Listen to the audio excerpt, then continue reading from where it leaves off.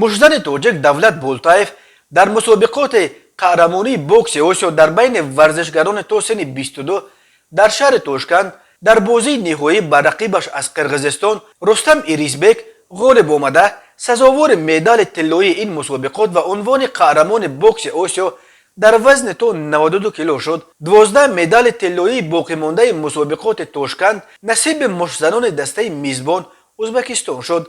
دولت بولتایف در دور سوم رقابت نهایی رستم ایریزبک را مغلوب کرد و چمپیون شد. جای سوم را در این وزن مشزن ازبکستانی جواهر تغویمرودف به دست آورد. در عموم تاجیکستان را در مسابقات توشکند 19 ورزشکار نمایندگی میکردند.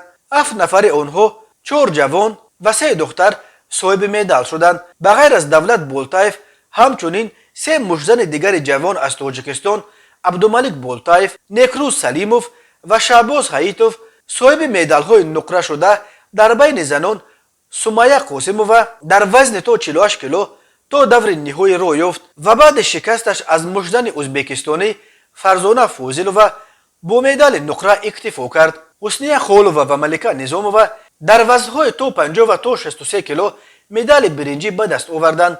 در عموم در چمپیونات آسیا در توشکند ورزشگران از 12 کشور اشتراک کردند. این مسابقات میبایست ماه دکامبر دایر میشد ولی به تاخیر افتاد.